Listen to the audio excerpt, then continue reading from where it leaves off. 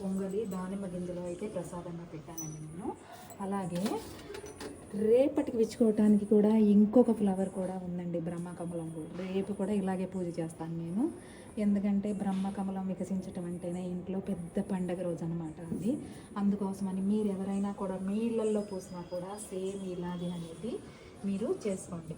అలాగే నైవేద్యం పెట్టాం కదండి, అలాగే మనము ఈ వాటర్ కూడా ఈ బ్రహ్మకమలానికి చూపించి అలాగే చెట్టు మొదట్లో కొంచెం అయితే పోసేసుకోండి.